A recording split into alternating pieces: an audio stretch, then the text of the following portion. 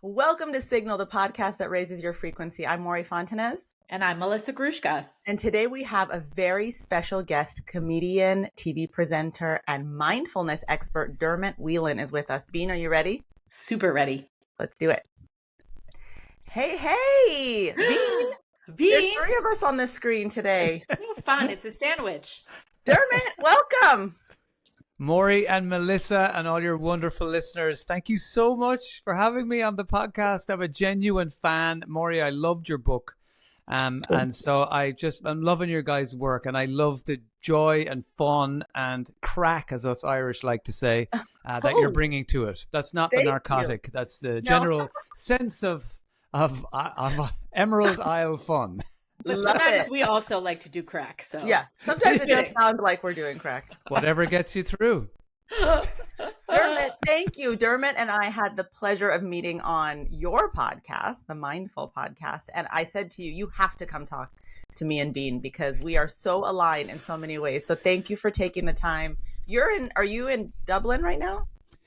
I am. I'm in a little village called Howth, which is in North County Dublin, a little fishing village. It is your sort of quintessential harbor with the fishing boats and fish shops and a little marina and a yacht club. And I'm making it sound very elegant. It's probably, if you've ever seen those TV shows that kind of set in the heart of Alaska, and it's just a lot of people walking around freezing, walking into a strong breeze. Is that where you live? Sounds so lovely. Is that where you live? It's kind of like that, but it's a lovely part of the world. I get to see a lot of the sea, which I find really helps my mood and all that good stuff. So yeah, I'm pretty lucky to be here. That sounds so picturesque and also very cold. You know what it reminded me of? Have you seen Eurovision, the movie with Will Ferrell? Yes. Yeah. It reminded me of where they live in Iceland. Iceland. That's one of my favorite movies. I think it's so underrated. It's brilliant. It is. It's fantastic. It is. But you're bang on. We're not quite Iceland, but it is pretty icy, and it is a national pastime for Irish people to complain about the weather, which would suggest that at some point in our lives the weather was good, and now we're all disappointed that it's changed. It's always been terrible. And my wife and I went into the city centre of Dublin today with our eldest, who started university, and we went in to see what he was doing in there and get a little tour. And we just spent the whole time walking around like a miserable old couple complaining about how is it so cold? Oh, great, it's raining now. I should have brought my hat. I knew it. I left the hat on the front seat of the car. So we had to stop ourselves and go, we sound like crazy pensioners. Let's back up for a minute. No, but I really do think that it's such a inconvenience when you're trying to just, especially if you're visiting somewhere. I think your brain tells you you're on vacation or you're supposed to have this like lovely, warm, sunny time. And I think we get even more agitated, especially as we get older, that we have to be uncomfortable. Yeah, well, especially with Irish rain, which can hit you from any angle. We're famous for our sideways rain. So it can actually come up from underneath your jumper and come out of your collar. It's incredibly talented, Irish rain. It really is magic. It needs to be seen to be believed. Well, Dermot, I feel like you've already given us so many great stories, but you know that we like to kick things off with a cringe or delight. And since you're such an amazing storyteller, will you do the honors and start? Do you have a cringe or a delight from your week besides the rain? Do you know what? It's a cringe housed in delight. So let me explain. I was doing a tour from January right up until a couple of weeks ago. It's my Busy and Wrecked tour, which tries to help people to de-stress and feel less busy and less overwhelmed by mixing it with stand-up comedy and just having a good time with a lot of people in theaters. So it was tremendous fun, but as you know, doing that kind of thing could be a little bit tiring and preoccupying. So I went skiing with my two boys. They're 18 and 17, and we went to Austria. So we just took a week, and it was just the most wonderful way to stop thinking about work, or anything that's going on, because you're just thinking, I just need to not break my legs or blow out my knee, Right. Yep. Especially at this age when you're sliding down a mountain. Yeah, exactly. So, but it was a beautiful time. And actually we went to a small Austrian village where we were staying in the Alps. It's famous for its natural thermal pools. So it's a place that a lot of sick people gravitate towards as well, because the water's meant to have very powerful healing abilities and all that. So long story short, every day after skiing, we went to this place called the Alpentherm, which was this thermal water center with saunas and steam rooms and just lots of that good stuff. However, the thing about Austrian saunas and spas and steam rooms is that they're mixed gender and everybody takes their clothes off. Okay. So you very much have to park your Irish Catholic shyness or resistance to nudity in general and embrace the pasty white physique and just go for it. And because I had my two sons, I had to sort of hide my embarrassment and do the dad thing of kind of, come on, guys, don't be ridiculous. No big deal. We're not going to miss out on this opportunity just because of a little bit of embarrassment, And so they sort of followed along, fair play to them. And but anyway, obviously, if you're sitting in that environment, it's everyone feels quite vulnerable. So actually it's fine, but nobody's really talking to each other. So I was sitting in the steam room, sort of hiding, lurking in the shadows away in the corner. And this very attractive woman comes in the door and sits down right beside me. And I was like, okay, I'm just going to ignore everything that's happening and think about every sporting statistic I can think of from the last 30 years. And then I could see that she was sort of trying to catch my eye out of the corner of my eye. I was like, please, God, don't talk to me. Don't talk to me. I have no clothes on. I'm not ready for a conversation. And so then eventually she said, are you Dermot Whelan? And I went, oh, okay. So she's not German. She's very clearly Irish. And I was like, yes. And she goes, I've read your book. I'm a big fan of your work. And I was like, this is the worst place in the world for this conversation. What part of you thinks this is the time to spark up this chat? Could you not wait until you saw me on the road outside? So eventually I just had to go, thank you very much. Can we continue this when I have clothes on? And she's, yeah, okay. Lovely to meet you. Bye.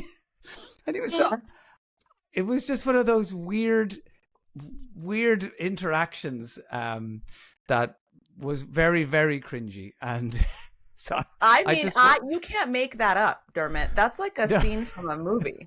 That is, but you talk about boundaries so well in Higher Self, Maura. You know about this, and it was just a beautiful example of how some people just have no boundaries. That they're like, hey, there's that guy I recognize. He's completely naked and vulnerable. I should start talking to him about his work now while he's on his holidays.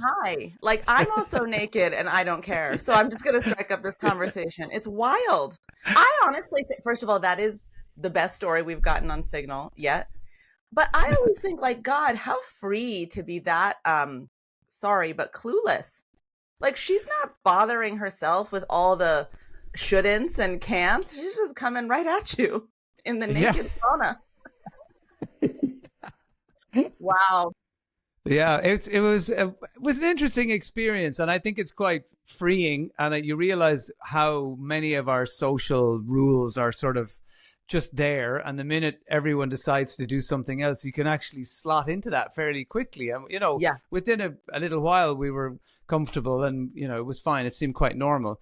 But they used to have they had these sauna rituals. I don't know if you've ever come across them, where somebody comes in and starts burning sage and all these wonderful herbs and things, and then they have this very dramatic way of sort of flapping their towels around, okay, just in case they thought, thank you for clarifying that. But yeah, they do this sort of very dramatic sort of wafting with a towel, and they throw the towel up and spin it like pizza dough, and then they catch it and they do that. So, and then they waft this incredible heat right into your face, and people are passing out left, right, and center. But it was really interesting. But it was a great week. But I need you're going to write this into your next set, please, right? Maybe a chapter on boundaries, maybe in the next No, book. this is just a great joke for your stand-up. Bean, how are you going to top this story? Do you have a cringe or a delight? Are you going to talk to us about? Please. I have a cringe, but it's like not I wish I went first. It's like nothing near, honestly. And one of them's really superficial is I got a haircut yesterday. And when you probably can't understand, Dermot, but when you get a haircut and they do it really amazingly, and then the next day you can't. Everyone struggles with the same thing. You just can't do it. Like what? You never get bangs. Don't ever get bangs again. These aren't bangs. They're just like longer pieces, Dermot? They're so long. Like, what is that? Where are they? I don't know. I can't do it. But my cringe, although you already know, Dermot, I don't really know if this is a cult. Like, I'm going to tell you, my in-laws are Israeli. They're visiting. My God, I was hoping you were going to talk about your in-laws today. They're visiting for 2 weeks. Middle Eastern people like to just come and stay for long periods of time. Okay. Hold on a minute. As the resident Middle Eastern person, I'm going to say that is true. It is completely accurate. So why did you act so offended? It's accurate. Yeah. So they came. I wasn't even privy to anything going on, but my mother-in-law comes up to me and says, when you go upstairs, I just want to show you something. And I said, just what do you need? I'm happy to grab it. You tell me what you need. And she said, oh, I just want to show you. So we were shot. They've been using my kids' bathroom. Excuse my dog's barking. They've been using my kids' bathroom. And I think they couldn't reach the towel hook on the side or something. So my father-in-law decided that he was just going to hammer holes into my wall to put up a hook to make it more accessible for everybody. He only stopped midway because my husband heard the banging and went in and said, hey, buddy, what are you doing? And he said, I'm putting up a hook because you can't reach your towels. That's the end of my cringe. I was trying to explain to Melissa via text, Dermot, that us Middle Easterners don't talk about boundaries, have very good ones in our children's homes because we think everything is super helpful. Like, it's like, I'm being really helpful. How are they ever going to reach these towels? I'm going to just make a hole in this wall without checking with them because it's helpful. I wish people came to my house and did voluntary DIY. I would love that. Ask me first, 100%. They did a lot of other things that they asked permission, and I was like, let's do it. But the holes in the wall without the permission felt a little like I was vandalized. Fair. Thanks. Fair. At least the holes were just to hang things up with. It wasn't sort of, I've just put a hole in the wall so that I can watch you sleep. And it's, it could be worse. I would almost prefer that. Being. Wow. No. I was going to say, doesn't that context help you? But I guess not. Okay, no. We're going to move on because we have a million questions for Dermot. I'm just going to say I have a delight. I'm going to just top your cringers with a delight. And it made me think of you, Dermot. I was in San Diego last weekend with my husband. We were having felt like a honeymoon because all our kids were away for spring break, which was amazing. So the two of us just left and went to San Diego. And my friend Alok, who is a comedian and performer and poet, was performing. And I was at lunch with them before their performance in San Diego. And they're like, hey, what do you think about getting on stage and doing a mass visualization of higher self and like just grounding everyone in mindfulness? And I was like, no. And they're like, okay. And then I went to the bathroom and I literally heard my intuition, my higher self being like, didn't you say, give me the stage, I'll get on it to spread this message? And I was like, oh shit, I have to do this. So I went back and I'm like, Alok, are you serious? They're like, yeah. I'm like, it's a comedy show. And they were like, so? And I'm like, and then I thought about how we're talking to you this week. And I was like, well, people can combine this shit. Dermot's doing it. I'm going to get up there and do some mindfulness before this comedy show. So anyway, I got on stage and did a breathing exercise with 1,000 people who were waiting to see a comedy show. And they were lovely about it. You slayed the day. Amazing. I'm giving you a round of applause for that. Thank you. You inspired me. Honestly, really. Oh, well done. It is powerful stuff. I know that when I started to begin to weave this stuff into my comedy, it didn't go down well all the time. I do remember an MC coming on, like when I had done my bit, I had done a breathing exercise in my routine, and then I came off. And then the MC went back on, it came back off, and he's like, never do that again. Oh, They're really? all asleep. They're all asleep and nobody wants to laugh. So I realized that you have to be careful about how you bring the energy up and down, because particularly if it's your own show, fine. But if there's other comedians on the bill, they may not want the audience sleepy and snoozy and thinking of their inner child. They want them kind of drunk and ready to laugh, That's fair. That's fair. It's a delicate balance.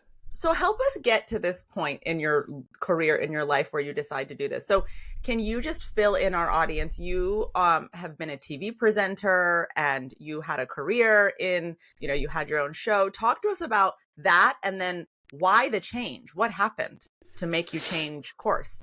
Or not change course, but alter course? Yeah, well, I guess to a lot of people, certainly here, it seems like I made a big jump after 21 years of radio show was my primary job. I did a show called Dermot and Dave for over 20 years. And I left at the height of our success, basically. Our ratings had never been higher. And I went and told my poor long-suffering co-host, I'm out of here. Aww. I'm going to teach people to meditate. He's like, huh? You probably needed to meditate in that moment. Yeah, he's doing good, though. In fact, our ratings went up after I left. So, that's showbiz. Telling. Sorry. Yeah. But I guess my own story began in 2007. So I was not long into stand-up at that point, and I was going to perform at a comedy festival that was really important to me, and it was a big deal. And there were my comedy heroes performing at that festival. I was going to be sharing a stage with them. Bill Murray from Ghostbusters, was going to be there, and all my favorite UK and Irish comics. And I had a panic attack while driving to the festival, which I had never had before. I didn't know what it was. I thought I was dying.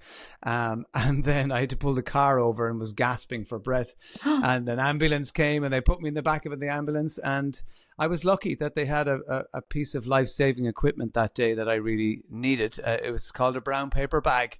Oh, buddy. That's what I needed.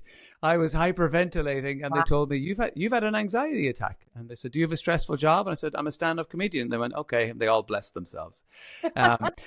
But I guess, I didn't learn my lesson right there and then. In fact, I went to the festival in the ambulance, got my heart checked in the local hospital, and then went out and did 3 stand-up gigs and used the panic attack for material. Wow. So I guess we're human, and it takes us a little while to learn these lessons. But that sent me on gave me an awareness that maybe I needed to make friends with my nervous system a bit and educate myself about stress and how I was navigating it, because the only stress management tools I knew were, beer and Marlboro Lights. And that's what I was leaning into, because that's what I learned from the grown-ups around me. So I ended up quite by chance meeting a woman who wanted me to MC her book launch. She had written a novel, and she asked me to just be the host of it. And from chatting to her, I found out she taught meditation to the police force here. They're called the Gardaí, or the Guards. And I had never heard kind of meditation and law enforcement in the same sentence. Right. It seemed at that time was very, I guess, woo out there. As a stand-up, you're literally paid to kind of be cynical about these kinds of things and make fun of them or find the fun in them. And I guess that kind of opened my eyes, and I knew that I needed something, because I was aware I was drinking too much and partying a bit hard, and I had small kids. And there's moments in your own book, Maury, when you talk about your first husband, and I got kind of a weird feeling in my gut, because I thought, that could have been a road that I could have taken, and those sort of incidents where you're partying and you do something silly or you hurt yourself and you're thinking, oh God, I'm not doing that again. And then you find yourself being pulled back into that trap. So I knew I needed something. So I started to meditate. This wonderful lady called Siobhan, who's now a friend, taught me how to meditate through Deepak Chopra's primordial sound meditation. That was her training. So I immediately connected with it. It was just something that kind of clicked, and I was like, oh, this is what I've been looking for, but I've been looking for it in all the wrong places. I've just been looking for something to quieten my mind and stop that inner critic giving me such a hard time. And, you know, beer will do that. That first half pint is a sweet spot. And I noticed that my little annoying voice would calm down, but then you're chasing that for the rest of the night or the following night or however many nights you want to do it. So something clicked. So I guess I began to meditate, and you know what we always do when we find something that really works for us, that literally changes our life? We stop doing it. Yeah. Of course. We're like, see that thing that was such an amazing thing that totally transformed me? I'm never doing that again. Okay. Yeah, I'm totally fixed. That's it. Yeah. You're like, hey, life-saving gift. I'll take it from here. Thank you very much. You know, so thinking true. all that. So I guess, you know, I was talking about meditation and I was recommending meditation, but truth be told, I had let it drift. And in 2017, I found myself back stressed out, burnt out. And I had a moment where I ended up in my doctor's office.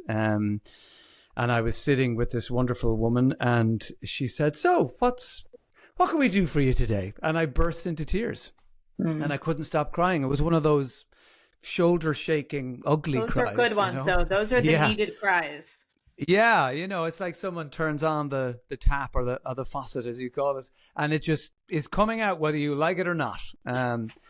And I hadn't really experienced that before either. And, you know, I kind of gathered myself and I said, I'm really sorry. I don't know where that came from. I think I'm just really overwhelmed and burnt out.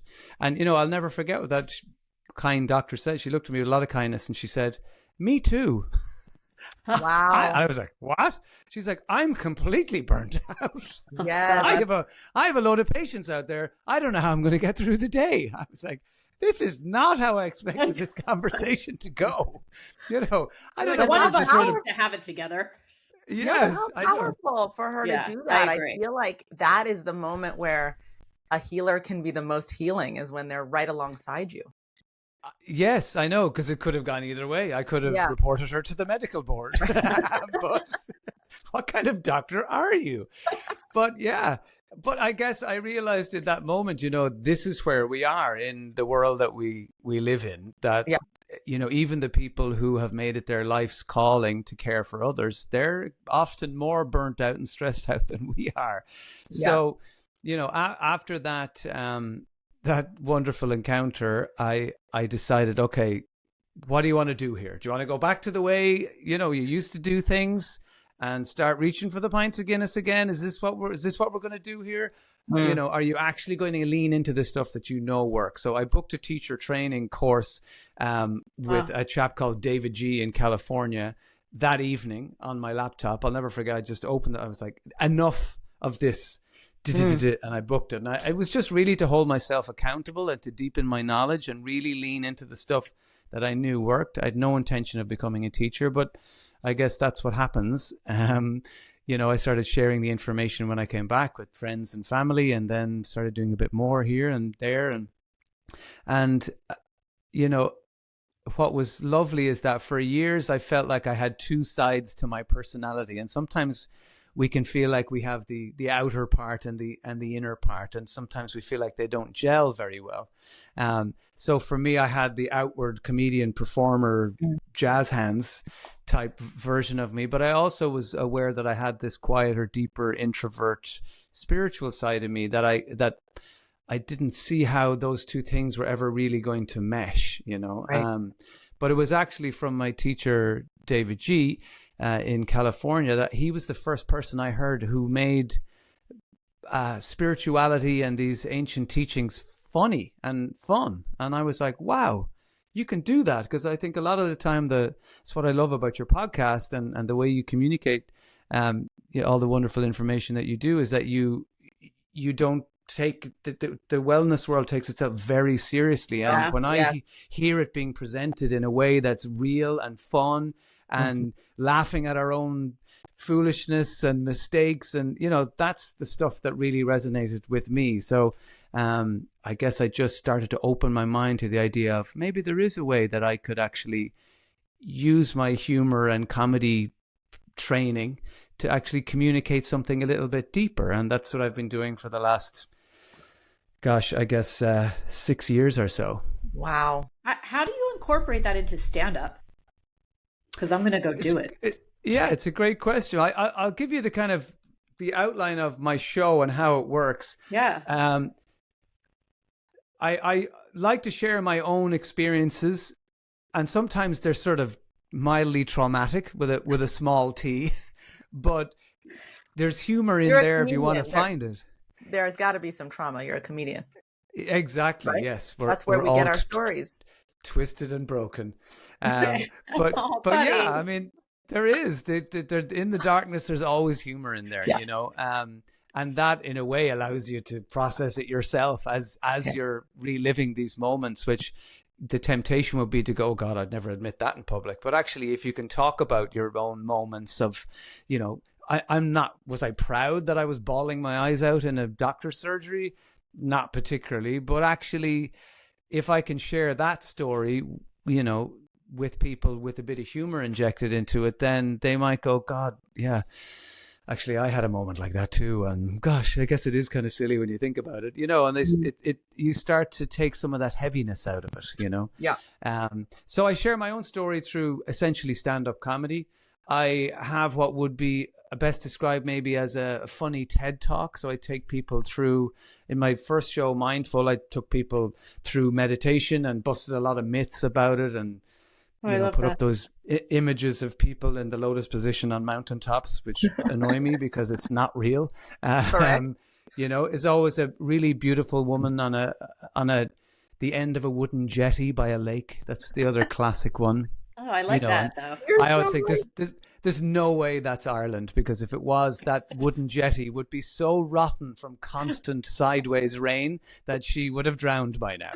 So it's not real, you know. But I think particularly for men, when we, you know, when we reach for something like that, and we may take the time to Google mindfulness meditation, those are the images that come up. And you think, do you know what? I don't live there. I don't look like that person. I can't relate to this. Mustn't be for me. Oh, well, you know, and they go a different direction. So I really do like to bust those images, and that essentially marketing behind mindfulness and meditation that is very strong and works for some people. It absolutely does, but not for everybody. It's a good point.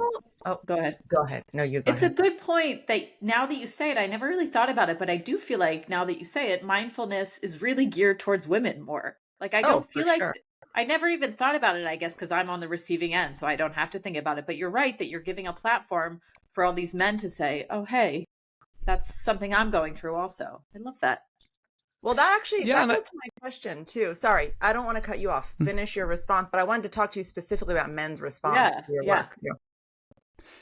Sure. All I was going to say is, I guess, the more ways that you can present this stuff, the more people you're going to reach. You know, if it's always aimed at the, you know, the person who's up early on a Saturday morning with the yoga mat under their arm and they're like shimmying down to the class, then that's great. And as we all know, there is no class. They're just actually walking around to make hungover people feel terrible about their lives. That's why they're there. Yeah. I can't wait to watch you shimmying on down to your class after I saw that shimmy. I want Dermot with the yoga mat shimmying down the way. We need that content immediately. I need that meme. Yeah. Dermot, thank you for saying that, because I have long been suspecting that that's what's actually happening, and I appreciate that it's finally out in the open. It's out there. Yes. Yeah.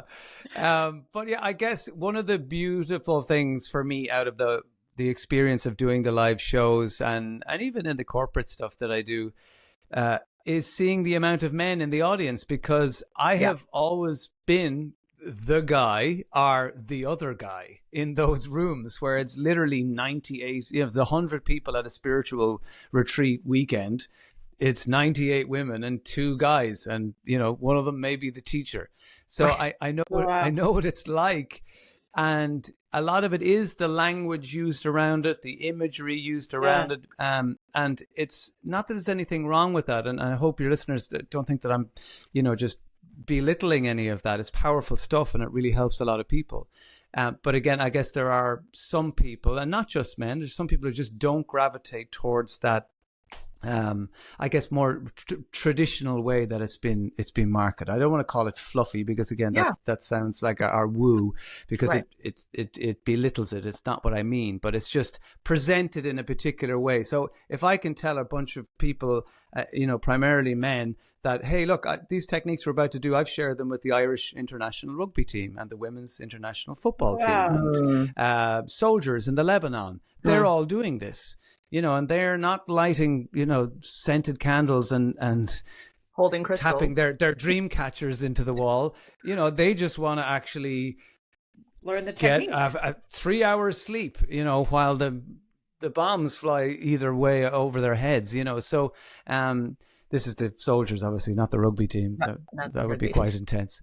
But, I guess just presenting it to people in ways that maybe they haven't been aware of. They didn't realize that when the rugby team gets into a huddle, they're actually doing one conscious breath. They're trying to take their minds out of the past and the mistakes they may have made, and they're taking their minds out of the future, thinking about stuff that could go wrong. So when you give those types of pieces of information to people, they go, oh, okay, I didn't know that. Okay, I'll give it a go. Well, Dermot, this makes me wonder. I mean, now you're well known for this, so people know what they're getting when they come to your shows. But what was the response like in the beginning when you started to incorporate this into, people think they're coming to see stand-up comedy and they're getting mindfulness too. What kind of response did you get? I guess mixed. Some people are like, huh? We're doing, because I'd say at the start of the show, this is a show like no other. It's comedy, it's meditation, it's transformation. And there's always some faces go, huh? Hang on a sec. Meditation? I didn't know this. I didn't know we were going to be transformed. I just want to laugh, But I think the more you do it, the more people become aware of it. I always ask two questions at the start of my shows is, this is comedy, it's meditation, it's transformation. Who is here because they're ready to be transformed? And you get like, whoa, yeah, a group of people. Then I say, and who's here because they were dragged here by someone who's sick of their shit? And then half the hands go up because there's always somebody who's like, hey, you need this, the stress, the bag of stress in your life. Who is that person? They get dragged along. So, you know what? That's what I love. I have all kinds at my shows. I get, young teenagers to people in their 80s and 90s. I get a pretty much even mix of men and women. I get, students, self-employed people, working at home, moms, whatever it happens to be, a whole lovely mix of people. And I think that's what makes it so exciting. And you meet people after the show go, you know what? I didn't know what to expect. That's what I hear a lot. I didn't know what this was going to be. I just felt like I might need it. And, it really works. And I think there's genuine surprise when people go, couldn't see how meditation and stand-up comedy was going to work, but it does work. Because I know it does sound like I'm mixing, MMA with flower arranging.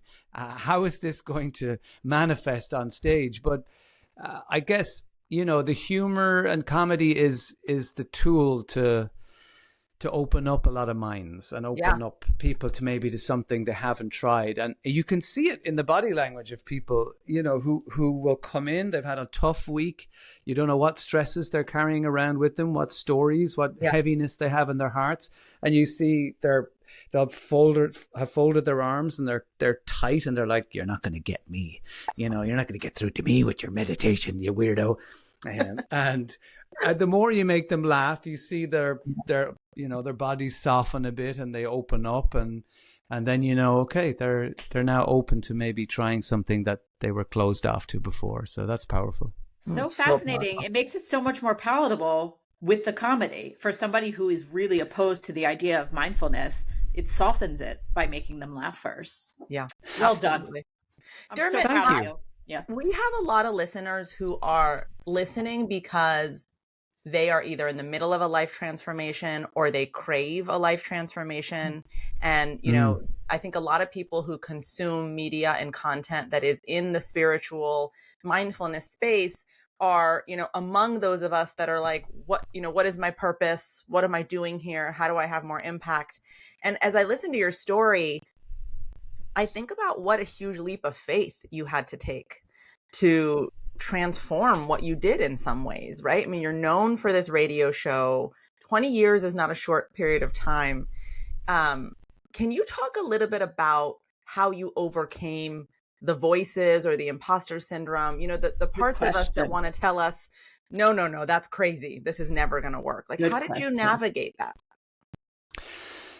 You know, you're such a wonderful speaker on intuition, and we've chatted about that before. You know, for me, it was more of a gut feeling. There was like a little civil war happening, and you know, I don't know where did I hear that quote, but it was frustration is the doorway to insight.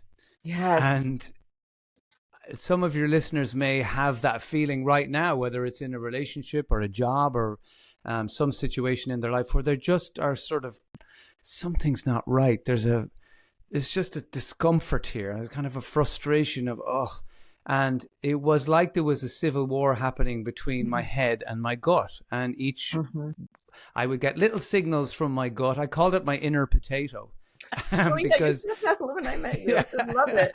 It felt like a little heaviness in my belly that was just sort of there, just letting me know it's there, you know. And for some reason it materialized as a medium-sized spud in my mind, and so I had this little potato telling me, "You're ready for a change, ha ha ha ha. You're not going to be doing this very much longer." And my head is like, "Shut the hell up.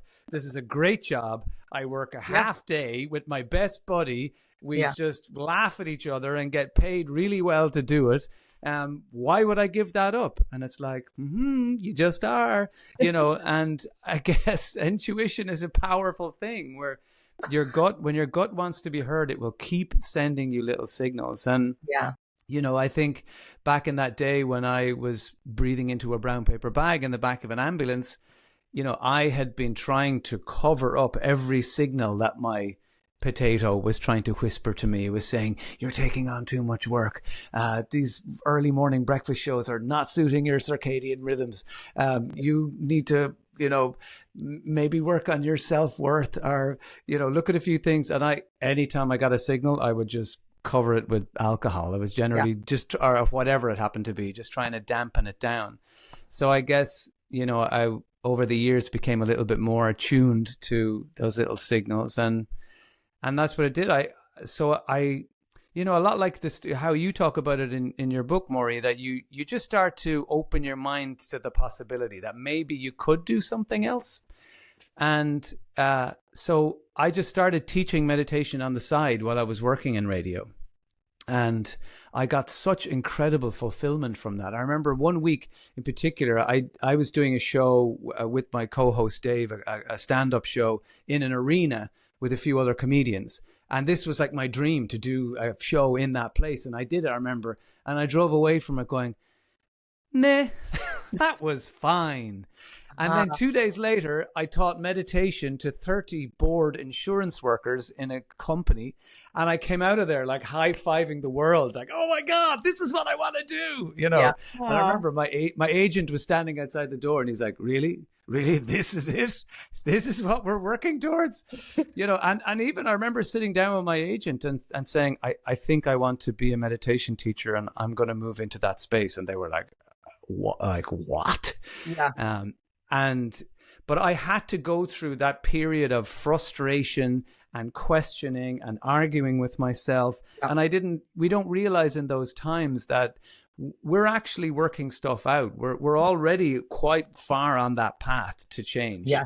But it's really hard to see it when you're in the moment, you know. Yeah. I know you talk about that when you're talking about, you know, it's elements of phoenixing, in that, you know, we are transforming even if we don't realize it. And, you know, maybe it's an overly simple analogy came to me when I was thinking about this the other day.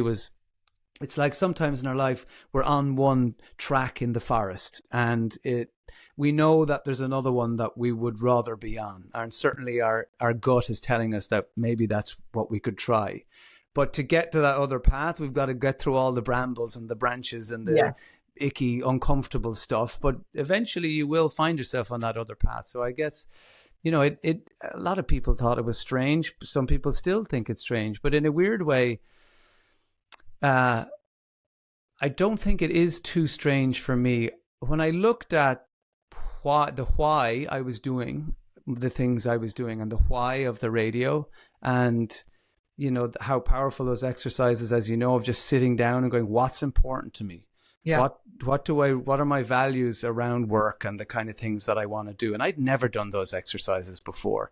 They all sounded very self-help booky, but actually when you sit down to do them, they're super practical, and you're like, what is a value? I don't even know what that is. And it's like, the things that are important to me, just write them down, So it was like helping people to feel better. That was obviously a thing that I just wanted. I've always liked helping people to feel better. And it was always the mission of the radio show was, we want to leave people feeling happier at the end than they were at the start. That was the goal.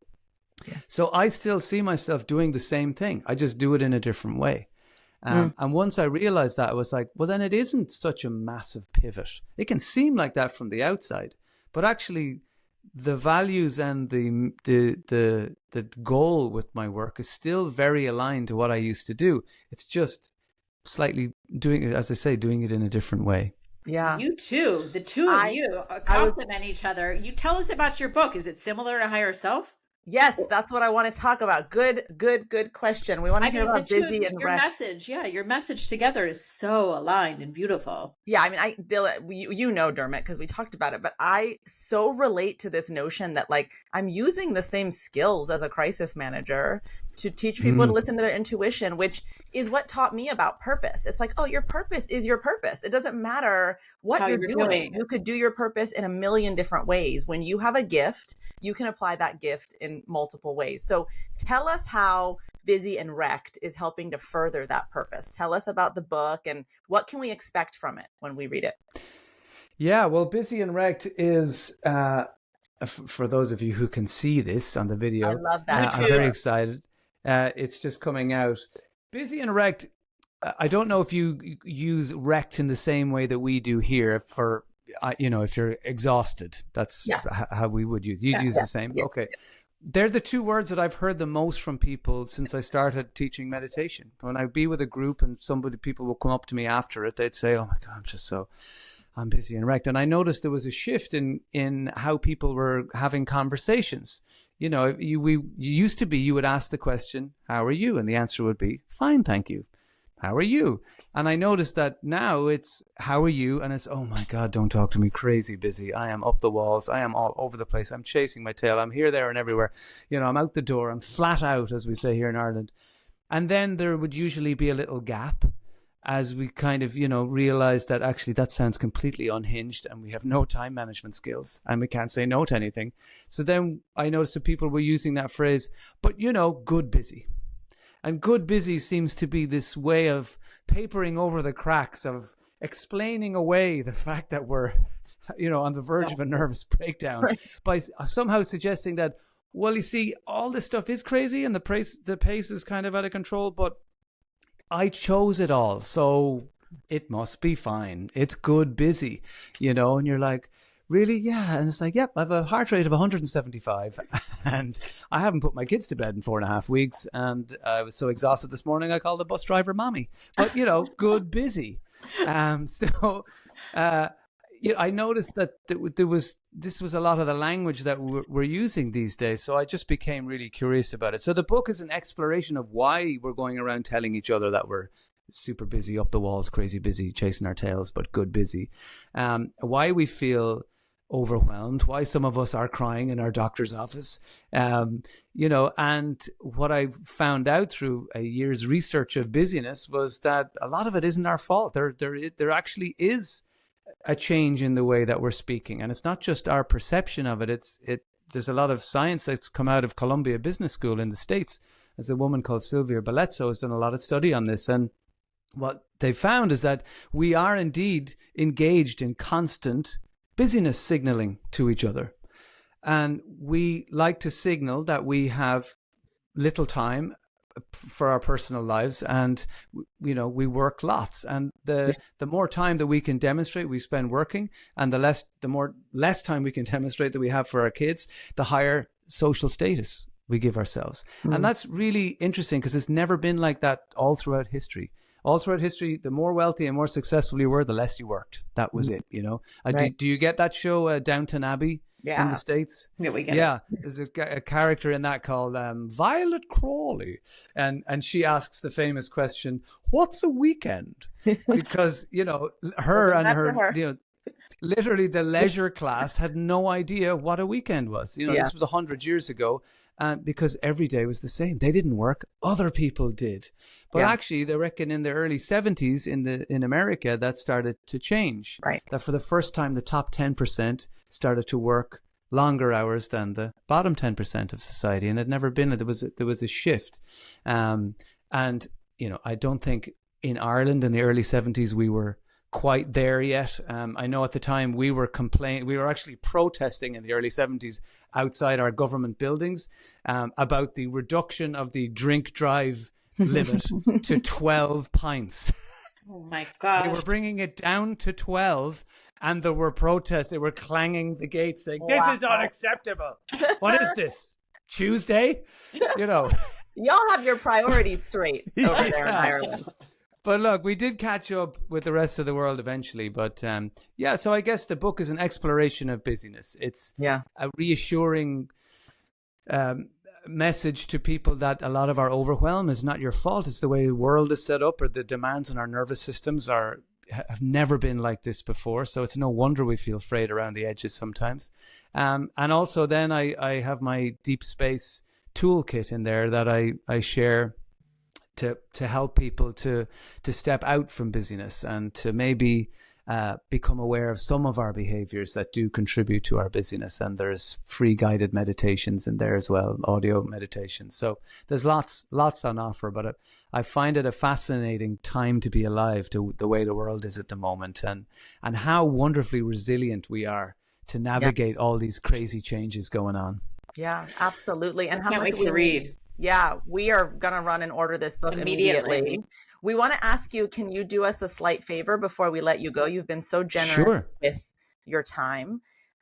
Could you ground us in a little bit of mindfulness before we leave you today? Is there any little tool or way that we can just take a moment and become present before we say goodbye?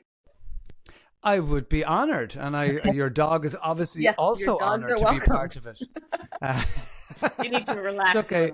Yeah. Mine is running around the garden outside where I am right now, constantly trying to kill our neighbors. He just keeps flinging himself at the wall, and all they see is the top of his head going. Yeah, I wouldn't mind, but he's like a weird Jack Russell mix of 1,000 dogs. Oh my God. He's the friendliest dog in the world once you get close, but he really is obsessing about our neighbors. I don't know what he thinks they do behind the wall.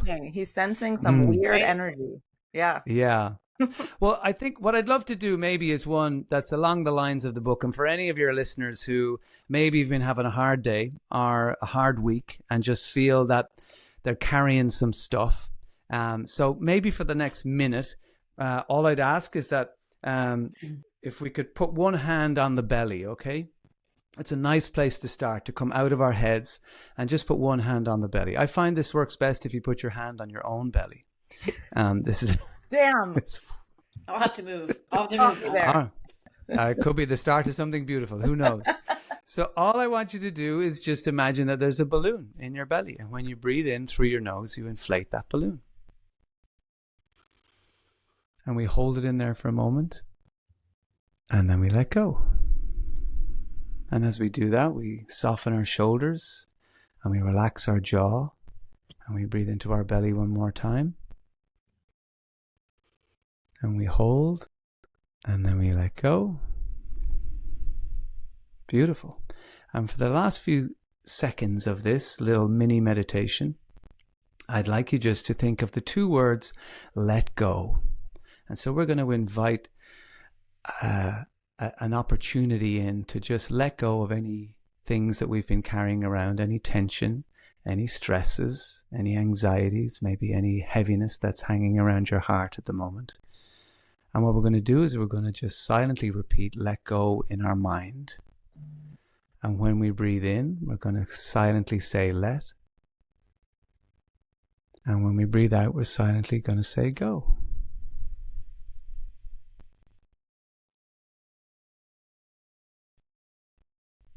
And you can even imagine that each time you say go, that stress and tension and worries or heaviness are literally just running down your arms. You can let your hands drop down by your sides and imagine all that stress and tension is just dripping down, out your fingertips down into the floor. Let go.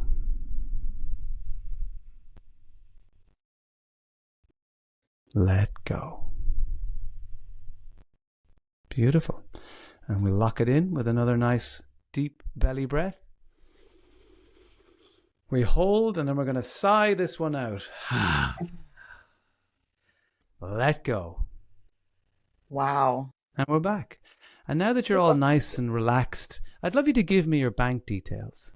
Just give me your... You want my social security number as well? No problem. That's it. Just let go of all that heavy financial information. Just give it to me. Swift codes, IBANs, the whole lot.